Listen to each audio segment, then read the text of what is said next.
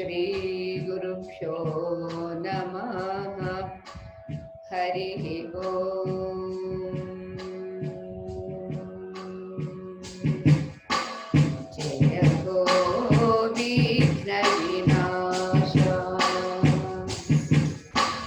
जय हो विघ्नविनाश गणेश, जय हो विघ्नविनाश गणेश, जय हो विघ्नविनाश। पार्वती नंदन पाहि गजानन, पार्वती नंदन पाहि गजानन।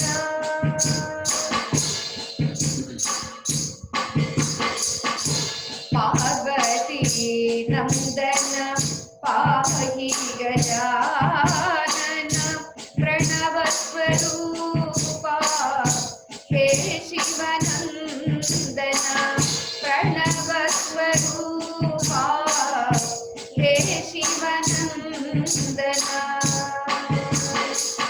पार्वती नंदन पाहि गजानन, प्रणव स्वरूपा हे शिवनंदन, प्रणव स्वरूपा हे शिवनंदन। श्री गणेश श्री वल्लभेश, गणेश श्री वल्लभेश, गणेश श्री वल्लभेश। जय हो विघ्नविनाश गणेश, जय हो विघ्नविनाश, जय हो विघ्नविनाश गणेश, जय हो विघ्नविनाश।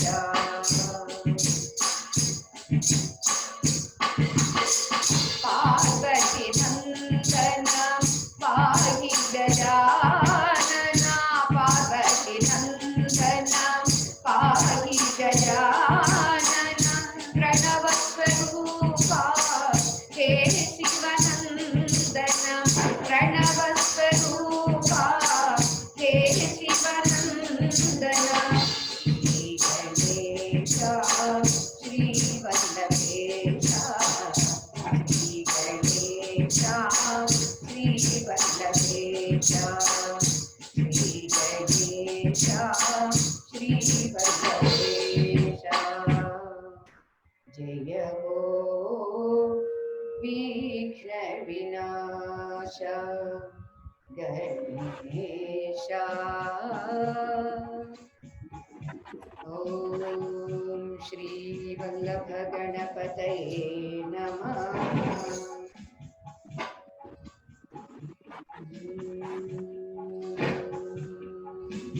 यतो पुत्रसम्पद्यतो वाञ्छितार्थः, यतो भक्तविघ्ना प्रधानेतरूपाः,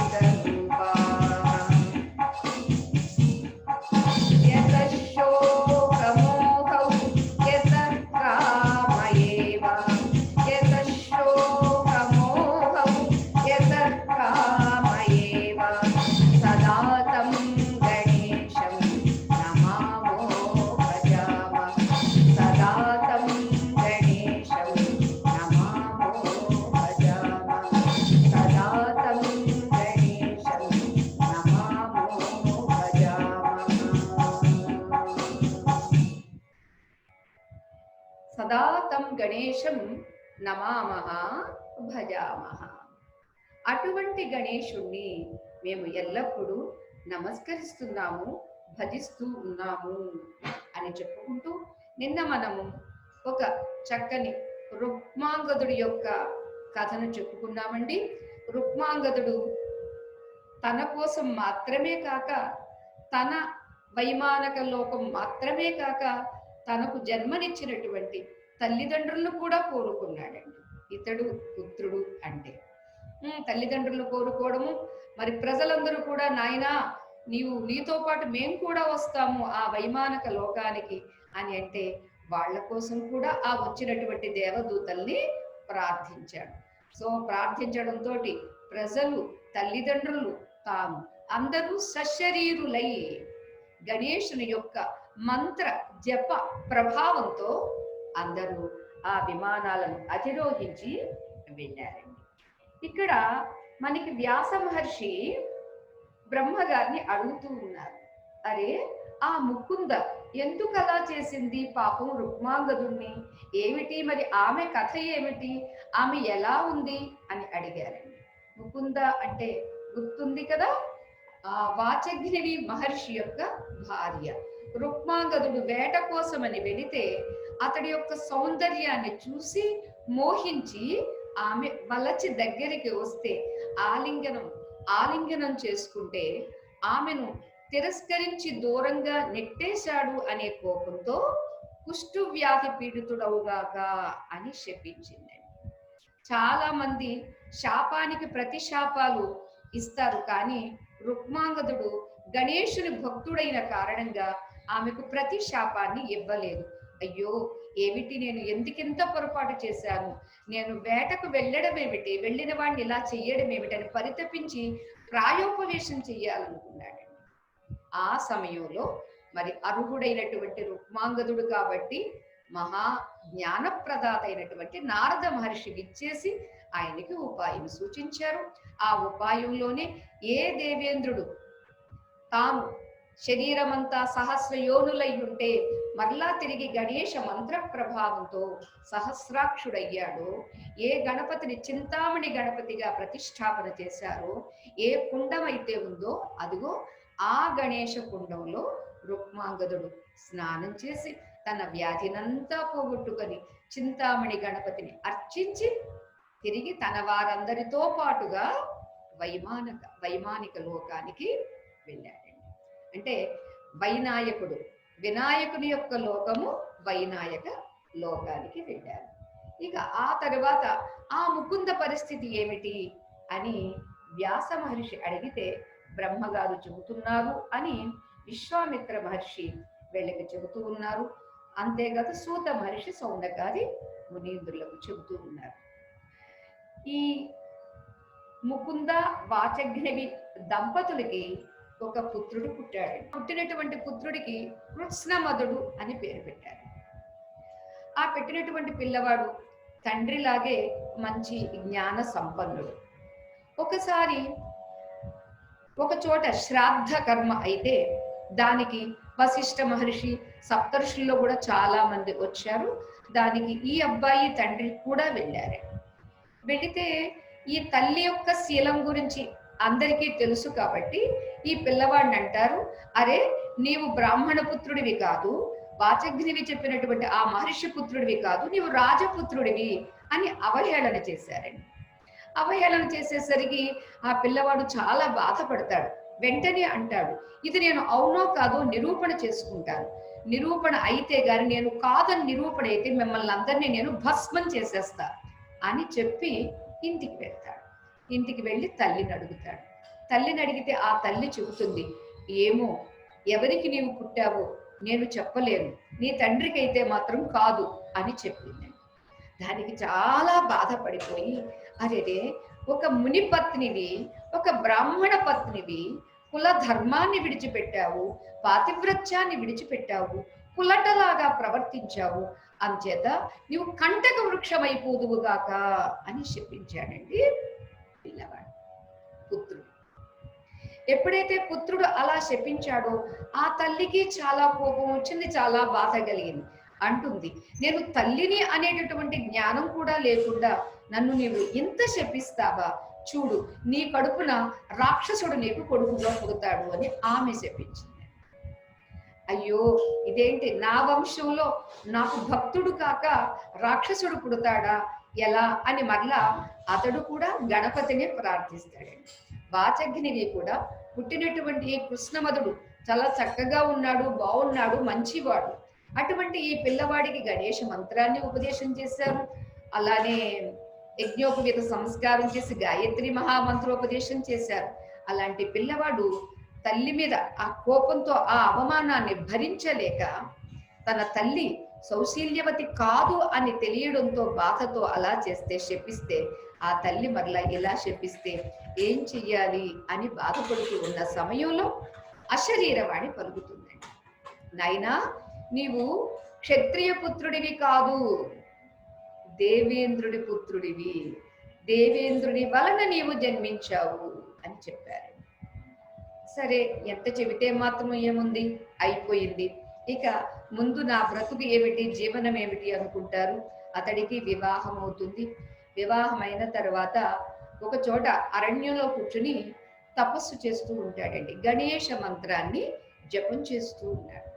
ఆ జపం చేస్తూ ఉన్నటువంటి సమయంలో తుమ్ము వచ్చిందండి. జలుబు చేసి తుమ్ము వచ్చింది. ఆ తుమ్ము నుంచి ఒక పిల్లవాడు, ఎప్పుడైతే తుమ్ముతాం మన తుంపర్లు బయట పడతాయి కదా, భూమి మీద పడినప్పుడు ఆ భూమి మీద నుంచి ఒక పిల్లవాడు పుట్టాడు. ఎవరు నాయనా నీవు అని అడిగితే, నీ తుమ్ము వల్ల పుట్టినటువంటి వాడిని, నీ పుత్రుణ్ణే, నన్ను కొన్నాళ్ళు మీరు పోషించండి, ఆ తర్వాత నేను నా అంతట నేనే పెరగగలను, నేను ఈ 3 లోకాల్ని కూడా నేను వశం చేసుకుంటాను గణపతి యొక్క అనుగ్రహంతో అంటాడండి ఆ పిల్లవాడు. అలా అనేసరికి ఈయన కూడా ఆశ్చర్యపోతాడు.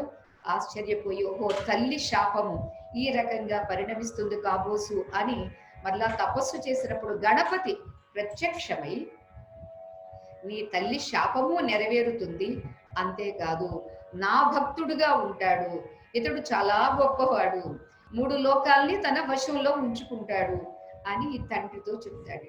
కొడుకు తపస్సు చేసిన తర్వాత ఆ కొడుకుకు కూడా స్వామి గణపతి ప్రత్యక్షమై, నీవు యథేచ్ఛగా విహరించడానికి నీకు 3 పురాలు ఇస్తున్నా. ఏమిటవి అని అంటే, ఒకటి ఇనుము శరీరము, రెండవది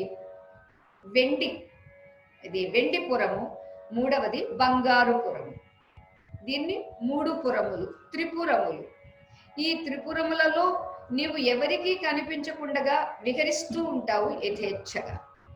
నీకు మరణం ఎప్పుడు అంటే, 3 పురాలని ఒకే తాటి మీదకి తీసుకొచ్చి 3 పురాలకి కలిపి ఒక్క బాణం ఎవరు వేస్తారో వాళ్ళ చేతిలో మాత్రమే నీకు మరణం ఉంటుంది, అంతవరకు నీకు తిరుగులేదు. ఇంతకు ఎవరు ఆ బాణం వేసేటటువంటి వారు అంటే, సాక్షాత్తు పరమేశ్వరుడు. పరమశివుడు 3 పురాలను కలిపి ఒక్క బాణం వేసినప్పుడు అంతవరకు నీకు మరణం, అంతవరకు నీవు యథేచ్ఛగా తిరగవచ్చు అని గణపతి కూడా వరం ఇస్తారు. అంచేత గణపతి వరానుగ్రహంతో, వర గర్వంతో ఈయన మొత్తం అన్ని లోకాల్ని స్వాధీనం చేసుకున్నాడు. ఎవరు ఇతడు? అంచేత 3 పురములలో తిరుగుతూ ఉన్నాడు కాబట్టి ఇతడిని త్రిపుర అసురుడు అంటారండి. త్రిపురాసురుడు. ఏమిటి ఈ త్రిపురాసురుడు అని మనం ఆలోచిస్తే కూడానండి, అంటే ఈ త్రిపురాసురుడు కూడా సామాన్యంగా తపస్సు చేయలేదండి. పుష్పక వనంలో ఒంటికాలి మీద ఉండి వాయుభక్షణ మాత్రమే చేస్తూ తపస్సు చేశాడండి. మనకు అనిపించవచ్చు, అరే మనం ఇన్నేళ్ల నుంచి ఇన్ని అష్టకాలు చదువుతున్నాము, ఇన్ని జపాలు చేస్తున్నాము, ఇన్ని నవరాత్రులు చేస్తున్నాము, ఎప్పుడు మనకు కనపడలేదు, వాళ్ళకి డింగిని ఎలా కనిపించేస్తాడండి దేవుడు అంటే, వాళ్ళు సామాన్యంగా చేయలేదండి తపస్సు. ఒంటికాలి మీద నిలబడి చుట్టూరు అగ్నిని పేర్చుకుని అవి మండుతూ ఉంటే ఆ అగ్నుల మధ్య నిలబడి కేవలం వాయువు మాత్రమే ఆహారంగా తీసుకుని, ఎంతటి కఠోరమైన తపస్సు అండి. ఎంత కఠినంగా తపస్సు చేస్తే అంత ఎక్కువ ఫలితం ఉంటుంది కదా. మరి మనం ఎప్పుడు ఉపవాసము చెయ్యము, ఏకాదశికి కనీసం అది నెలకు 2 సార్లు వచ్చే ఏకాదశి ఉపవాసము చెయ్యము. ఆ ఉపవాసంలో ఎన్నిసార్లు అవుతావు? నేను ఏకాదశి ఉపవాసం అండి, ఉపవాసం ఎంతమందికి చెప్పుకుంటాము? ఫోన్ చేసింది మనకు 3 అయితే మనం 30 మందికి ఫోన్ చేసి, ఇవాళ ఏకాదశి కదండి అని చెప్పి నేను ఏమీ తినలేదండి. అయ్యో మీరు ఏం తినలేదు, పాలు తాగానండి. అయ్యో మీరు ఏం తినలేదండి, రసం తాగానండి. ఇది మరి ఇలా చేస్తే మన ఫలితాలు ఎలా ఉంటాయండి?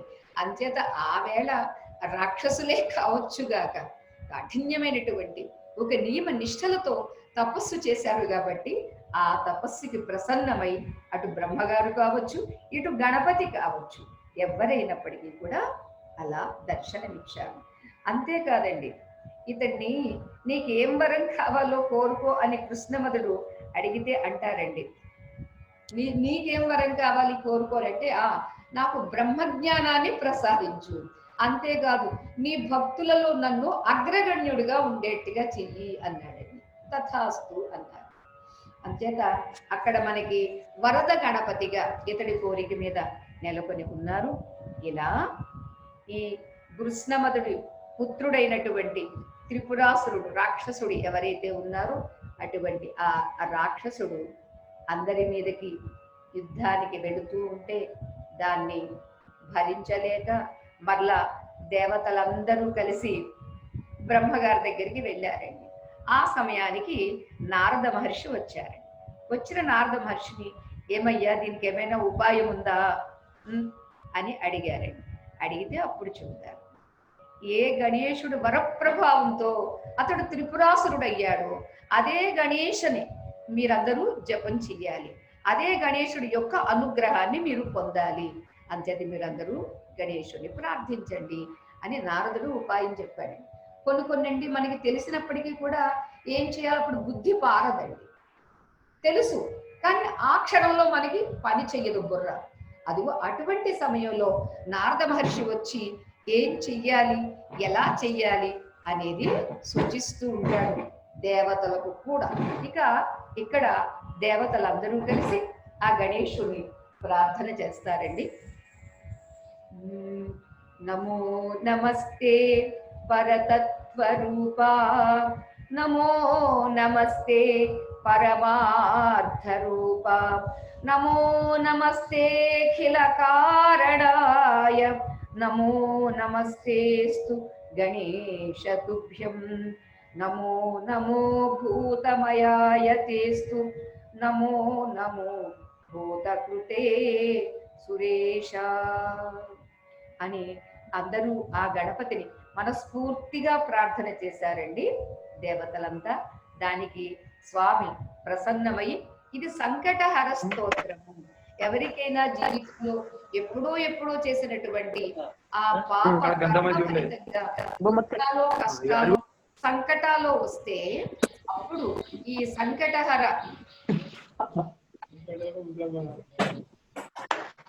స్తోత్రాన్ని చదవడం వల్ల వాళ్ళ సంకటాలన్నీ పోతాయి అని అభయమిచ్చి, నేను మీకు దారి చూపిస్తాను, ఉపాయం చూపిస్తాను, సమయం రావాలి, ఎందుకంటే అతడు నన్ను ప్రసన్నుండి చేసుకున్నాడు, అతడికి శాపము ఉంది, వాళ్ళ ఎవరు నాయనమ్మ అవుతుంది, నాయనమ్మ శాపము ఉంది, నా వరము ఉంది, అంచేత దానికి సమయం వస్తుంది, అంతవరకు మీరు ఓర్చుకోండి, నేను చూస్తాను కదా అని గణేశుడు దేవతలకు కూడా అభయం ఇచ్చాడండి.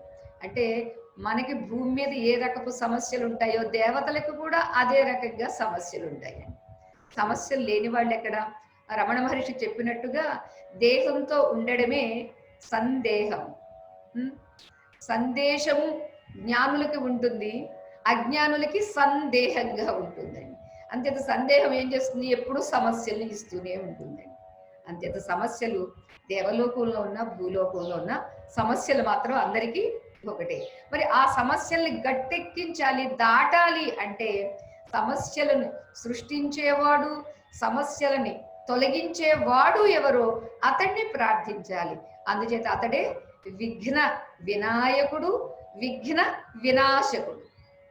వినాయకుడు వినాశకుడు అంచేత రెండింటికి మూలమైనటువంటి ఆ తత్వాన్ని ప్రార్థించారండి. ఇక ఒకనాడు త్రిపురాసురుడి దగ్గరికి, ఆఖరికి ఈ త్రిపురాసురుడు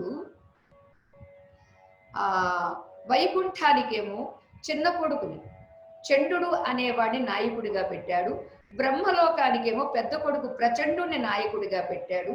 కైలాసానికి వెళ్ళి ఒక్కసారి మీరు పైనున్న ఏ సూట్ కేసును ఇలా ఈజీగా దించేస్తారో అలా కైలాసపు కొండను ఒక్కసారి కదిపేద్దామని 2 బాహువులు పెట్టి బలాన్నంతా చూపించాడు. బలాన్నంతా చూపిస్తే ఒక్కసారి శివుడు తన పాదంతో నొక్కి పెట్టేసరికి ఏమీ చెయ్యలేకపోయాడు. చెయ్యలేక ఊరుకున్నాడు అన్నమాట. మొత్తానికి దేవతలందరూ కలిసి ప్రయత్నం చేసినప్పటికీ కూడా త్రిపురాసురుడే అప్పుడు విజయాన్ని పొందాడు. అరే ఏమిటి ఇలా జరిగింది అని శివుడంతటి వాడు కూడా విచారంగా ఉంటే అప్పుడు నారద మహర్షి వచ్చి చెప్పారు, మహేశ్వర, మీరు ఆ త్రిపురాసురుడితో యుద్ధం చేసే ముందు గణపతిని స్మరించడం మర్చిపోయారు. అంచేత గణపతిని స్మరించని కారణంగా మీకు కూడా అపజయం కలిగింది. ఇక్కడ మనం గణపతి అంటే మహేశ్వరుడు యొక్క కొడుకుగా కాదండి, మహేశ్వరుడు వివాహంలో కూడా ఏ గణపతిని తలుచుకున్నారో ఆ గణపతి అండి, పరాత్పర పరబ్రహ్మ గణపతి అండి. ఇక్కడ మనం చూడండి, అటు విష్ణువు గురించి చెప్పుకున్నా, బ్రహ్మగారి గురించి చెప్పుకున్నా, ఈశ్వరుడు గురించి చెప్పుకున్నా గణపతి గణపతి గణపతి గణపతి. అందరికి ఇక్కడ మూల స్తంభం గణపతిగా, జత పరాత్పర పరబ్రహ్మ అయినటువంటి గణపతి.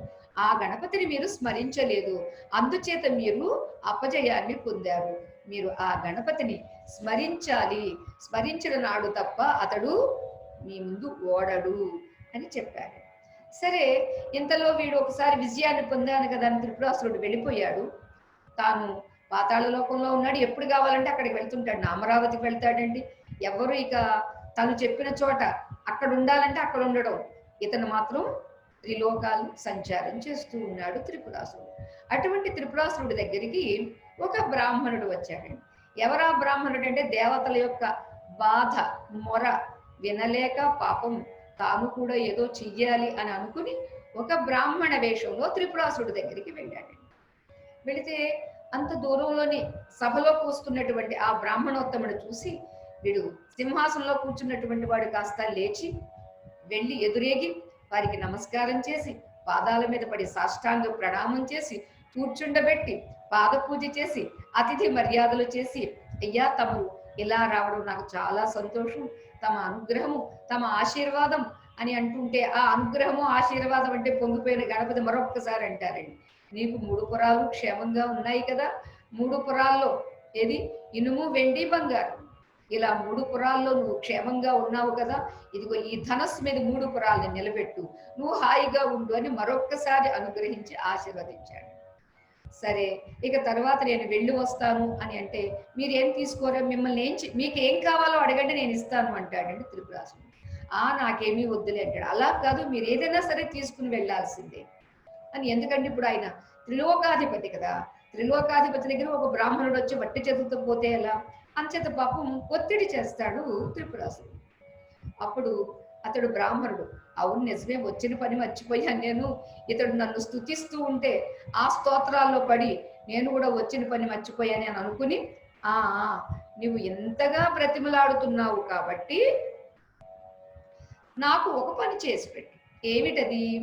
సాక్షాత్తు కైలాసంలో పరమేశ్వరుడు ఎప్పుడూ కూడా ఒక గణపతి, చింతామణి గణపతి, ఆ మూర్తిని పెట్టుకుని ఆయన నిత్యము ఆరాధన చేస్తూ ఉంటారు. ఆ ఆరాధన చేసేటటువంటి మూర్తిని నువ్వు నాకు తీసుకొచ్చు, ఏదో చెయ్యాలని అనుకుంటున్నావు కాబట్టి ఇదిగో ఇంత మాత్రం నాకు చేసి పెట్టు అన్నాడండి. అదంతా నేను తప్పనిసరిగా నేను మీకు ఇస్తానని తెచ్చిస్తాను అంటాడు త్రిపురాసురుడు. సరే, ఒక్కసారి ఆలోచన చేసి తన దూతలను పిలిచి కైలాసానికి పంపిస్తాడు. పంపించి ఆ పరమేశ్వరుణ్ణి, ఇదిగో మీరు ఆరాధన చేసేటటువంటి ఆ మూర్తి మా మహారాజు, మా చక్రవర్తి గారు, మా త్రిపురాసుర మహారాజు గారు అడిగారు, తీసుకురమ్మన్నారు, ఇవ్వండి అని అడిగారు.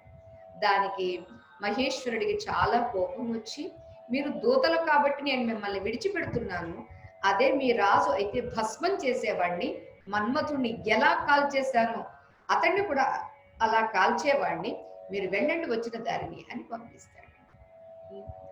అలా పంపించినటువంటి ఆ దూతలు వెళ్ళి ఆ త్రిపురాసురుడితో చెబితే, అరే అలా జరిగిందా, మహేశ్వరుడు అలా అంత మాట చెప్పాడా, ఇక ఊరుకునేది లేదు, మనం యుద్ధానికి వెళ్ళాల్సిందే అని యుద్ధానికి కబురు చేశాడు. ఎవరు? త్రిపురాసురుడు. అప్పుడు పరమేశ్వరుడు ఎంతలో ఆ గణపతిని చక్కగా ఆరాధన చేసి విష్ణువును కూడా పిలిచి ఈ త్రిపురాసురుణ్ణి, ఇవి ఆశ్చర్యం ఏమిటంటే అండి, 3 ఒకే బాణంతో కొట్టాలండి. 3 విడివిడిగా ఉంటే ఒకే బాణంతో కొట్టడం ఎలా కుదురుతుంది? అందుచేత దీనికి ఎలా అని విష్ణువు ఈ శివుడు ఇద్దరూ కూర్చుని ఆలోచన చేస్తారండి. అప్పుడు వీరిద్దరితో పాటుగా దేవతలు, బ్రహ్మగారు మొత్తం అందరూ కూర్చుని అరే ఈ త్రిపురాసురుణ్ణి సంహరించాలి అంటే ఎలా, ఈ మూడు వేరు వేరు కాకూడదు, ఒకే చోట ఉండాలి, అంటే ఒకే లైన్గా ఉండాలి, తిన్నగా ఉండాలి, వంకరగా ముందుకి వెనక్కి ఉండకూడదు. ఆ తిన్నగా ఉన్నప్పుడు ఆ సమయంలో బాణం వెయ్యాలి. ఆ బాణం ఎవరు వెయ్యాలి? శివుడు వెయ్యాలి. మరి దీనికి ఉపాయం ఏమిటి అని అంటే అందరూ కలిసి తీర్మానం చేసుకుంటారండి. అదే మనకి చంద్రశేఖర అష్టకంలో కూడా వస్తుంది. చంద్రశేఖరమాశ్రయే మమ కిం కరిష్యతి వయ్యమః రత్నసానుషరాసనం రజతాద్రి శృంగనికేతనం సింజనీకృత పన్నగేశ అని ఉంటుంది. అంచేత ఇక్కడ ఇంత మహేశ్వరుడు బాణం వెయ్యాలి అంటే ఆ బాణం ఎవరో కాదండి, విష్ణువే ఆ బాణం అవుతాడండి. ఆ ధనస్సు బ్రహ్మగారు అవుతారండి. ఇక వాయువు అటు ఇటు కదిలిపోతూ ఉన్నటువంటి ఈ పురాలని ఏకత్రాటి మీద అంటే తిన్నగా పెట్టడానికి ప్రయత్నం చేస్తాడండి. ఇంతమంది కలిసి ప్రయత్నం చేస్తే తప్ప సాధ్యం కాలేదండి. దీనికి కారణం ఏమిటి అని వ్యాస మహర్షి అడిగితే ఇంకేం కారణము, ఆ గణేశుడి యొక్క వరప్రభావం, గణేశుడి యొక్క అనుగ్రహంతో వాడు అంత శక్తిని పొందాడు అని చెబితే అప్పుడు ఎంతటి శక్తిని పొందినటువంటి ఈ త్రిపురాసురుడు కూడా మరణించాల్సిందే. అంతేకాదు ఎంత భక్తుడైనప్పటికీ కూడా తన యొక్క కృత్యముల ద్వారా మూడు లోకాలకి కష్టాన్ని కలిగిస్తున్నాడు కాబట్టి ఇతన్ని సంహరించాల్సిందే అని అలా సంహరణ మూడు పురాలని ఒకే తిన్నగా పెట్టడము, వాయువు మిగిలినటువంటి దేవతలు, అప్పుడు ఈ మహేశ్వరుడు విష్ణువు అనేటటువంటి బాణాన్ని సంధించి విడిచిపెట్టడం, అప్పుడు ఆ మూడు పురాలు సంహరింపబడతాయండి. ఏమిటిది అసలు కథ అని అంటే అది మన కథ. మూడు పురములు అంటే జాగ్రత్తపురము, స్వప్నపురము, సుషుప్తిపురము. జాగ్రత్తపురము ఎలా ఉంటుంది అంటే ఇనుము అంత స్ట్రాంగ్గా ఉంటుందండి, ఇనుములాగా ఉంటుంది. ఇదిగో జాగ్రత్త అవస్థ, ఇదిగో స్థూల శరీరం. ఇక రెండవది రజతం అంటే వెండి, అది స్వప్నావస్థ. ఆ స్వప్నావస్థలో వెండిలాగే తళతళ మిలమిలా మెరుస్తూ ఉంటుందండి. ఇక మూడవది సుషుప్త్యవస్థ. రెండవ స్వప్నావస్థకి సూక్ష్మ శరీరము, సుషుప్త్యవస్థకు కారణ శరీరం. ఆ కారణ శరీరం ఎలా ఉంటుంది అంటే చాలా హాయిగా ఉంటుంది, బంగారంలాగా నిద్రపెట్టిందండి, బ్రహ్మానందంగా ఉందండి అని అంటాం. ఎందుకంటే అది బంగారు పురం. అంచేత త్రిపురములలో త్రి దేహములతో తిరిగేవాడు జీవుడు, ఆ జీవుడే త్రిపుర అసురుడు, త్రిపురాసురుడు. అటువంటి త్రిపురాసుర వధ ఎవరి వల్ల జరుగుతుంది, దేని వల్ల జరుగుతుంది అని అంటే కేవలం శివోహం, జీవోహం కాదు సుమ, శివోహం. మనోబుద్ధ్యహంకార చిత్తాని నాహం నచ శ్రోత్ర జిహ్వే నచ ఘ్రాణ నేత్రే నచ వ్యోమ భూమిర్న తేజో న వాయు చిదానంద రూప శివోహం శివోహం. చిదానంద రూప శివోహం శివోహం శివోహం శివోహం. అప్పుడు నేను శివుణ్ణి, నేను జీవుణ్ణి కాదు అనేటటువంటి ఆ జ్ఞానం అనేటటువంటి బాణంతో మూడింటిని సాక్షిగా చూడగలగడమే శివుడు ఆ విష్ణు బాణాన్ని సంధించడం అన్నమాట. ఎప్పుడైతే సంధించడం జరిగిందో ఈ ఇనుమపురము అనేటటువంటి జాగ్రత్త అవస్థలో ఉండే స్థూల శరీరము నేను కాదు, ఇక వెండి పురము అని చెప్పబడేటటువంటి స్వప్నావస్థలో ఉండే సూక్ష్మ శరీరము నేను కాదు. సూక్ష్మ శరీరము అని అంటే మనకి జ్ఞానేంద్రియాలు 5, కర్మేంద్రియాలు 5, ప్రాణములు 5, భూతములు 5, 20. అంటే పంచభూతములు 5, 20. ఈ 20తో పాటుగా మనోబుద్ధి చిత్త అహంకారం, ఇవి 4, 24. ఇంకా నేను నేను నేను అనేటటువంటిది ఉనికి లేకపోయినా ఆ నేనును కూడా కలిపితే పంచవింశతి తత్వాత్మకుడు అని చెబుతారు. అంటే 25 తత్వములతో ఉన్నటువంటి వాడు జీవుడు. ఇదిగో ఇది సూక్ష్మ శరీరం. అందుచేతే భౌతిక శరీరాన్ని, ఈ బాహ్యమైనటువంటి స్థూల శరీరాన్ని విడిచిపెట్టిన తర్వాత ఈ 25 తత్వములతో కూడిన జీవుడు ప్రయాణం చేస్తాడు. ప్రయాణం చేసి మరలా ఎక్కడ బాకీ ఉంది, రుణం ఎక్కడ ఉంది, అక్కడికి వెళ్ళి ఆ దేహాన్ని మరలా పొందుతూ ఉంటాడు అనమాట. అందుచేత సూక్ష్మ శరీరము ఎంతవరకు ఉంటుంది? అజ్ఞానమే కారణ శరీరం. అదిగో అది బంగారం లాగా ఉంటుంది. ఎందుకంటే అక్కడేమి సమస్యలు లేవండి, అక్కడేమి ఈతి బాధలు ఏమీ లేవండి, కేవలం ఆనందం మాత్రమే. అయితే ఎరుక లేకుండా ఉంది అజ్ఞాన కారణంగా. అందుచేత ఎరుకతో, సాక్షి దృష్టితో ఎప్పుడైతే నేను జీవుణ్ణి కాదు శివుణ్ణి అనేటటువంటి భావంతో, జ్ఞానంతో, విజ్ఞానంతో, వివేకంతో దృష్టి పెట్టడం మొదలు పెడతాడో అప్పుడు ఈ జీవత్వం అనేది పోతుంది, శివత్వం మిగులుతుంది. ఎందుకంటే అది శివుడు సంధించినటువంటి బాణం కాబట్టి. అలా త్రిపురాసుర వధ జరుగుతుంది అన్నమాట. ఇక్కడ కూడా మనకి ఈ 3 అవస్థలు, 3 వాహనములు, అతడు పురాల్లోనే తిరిగాడండి, మనకు కూడా 3 పురాల్లో తిరుగుతూ ఉన్నాం. 3 పురాల్లో దేంతో తిరుగుతున్నాము? దేహాంతో తిరుగుతున్నాము.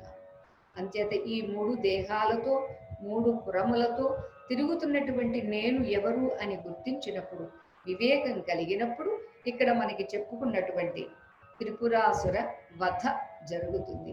మరి అప్పుడు నేనేమైపోతాను? నేను వధించబడ్డానండి అంటే ఆహాహా, నేను అనే భావన పోతుంది, త్రిపురములు నావి అనేటటువంటి మమతాభిమానం పోతుంది, తానుగా మిగులుతుంది. తాను ఎవరు? సచ్చిత్ ఆనంద స్వరూపము. అదే ఇక్కడ మన గణపతి యొక్క స్వరూపము కూడా. అంచేత ఇవాళ మనం 9వ రోజు చెప్పుకుంటున్నాము. ఇంకా మిగిలినటువంటి 2 శ్లోకాలని మనం రేపు చెప్పుకోవడానికి ప్రయత్నం చేద్దాము. వాస్తవంగా చూస్తే గణేష పురాణంలో ఎన్నెన్ని కథలోనండి. అంటే ఎంతమంది దేవతలు, మరి ఎంతమంది మన భూలోకపు వాసులు ఆయన్ని ఇది తపస్సు చేసి ఆయన యొక్క వరాన్ని పొంది ఆయన యొక్క అనుగ్రహానికి పాత్రమై ఎంతెంత జీవితంలో ఎదురైనటువంటి సమస్యల్ని కూడా తప్పించుకోగలిగారు అనేది మనకి విన్నప్పుడు మనకి గణపతి యందు విశ్వాసం పెరుగుతుందండి, భక్తి పెరుగుతుందండి. పెరిగినటువంటి భక్తి శక్తినిస్తుందండి, పెరిగినటువంటి విశ్వాసము ఆత్మవిశ్వాసాన్ని, ఆత్మబలాన్ని పెంచుతుందండి. తద్వారా గణపతి అంటే సచ్చిదానంద పరబ్రహ్మ. మరి ఆ పరబ్రహ్మ ఎవరండి? నేను కూడా ఆ పరబ్రహ్మే, తెలియక ఇలా భ్రమలో తిరుగుతూ ఉన్నాను అనేది మనకి తెలుస్తుందన్నమాట. అందుచేత శోకమోహములు కానీ, కామము కానీ, ఇవన్నీ కూడా గణపతి నుండే ఆవిర్భవించినవి అయినప్పటికీ కూడా ఎవరు గణపతి భక్తులు అవుతారో వాళ్ళని ఇవేవి పీడించవు, ఇవేవి బాధించవు, నొప్పి కలిగించవు. ఎంతటి కష్టం వచ్చినా అనేది మనకి ఆయా ఉపాఖ్యానాల ద్వారా, కథల ద్వారా మనకి తెలుస్తుందన్నమాట. యతోనంత శక్తి శేషో బభూవ ధరాధారణేనేక రూపే చ శక్తః యతోనేకథా స్వర్గలోకాహినాన సదాతం గణేశం నమామః భజామః అని అంటారు 7వ శ్లోకంలో. ఇవాళ భూమిని మోస్తూ ఉన్నటువంటి ఆదిశేషుడు ఎవరైతే ఉన్నాడో ఆ ఆదిశేషునికి ఆ శక్తి ఎవరిచ్చారండి? గణపతి ఇచ్చాడు, గణపతి పరబ్రహ్మయే ఇచ్చాడు అనేటటువంటి తత్వాన్ని చెప్పబోతూ ఉన్నారు. అది మనం రేపు చెప్పుకుందాము. జయ రాధేశ్వరి.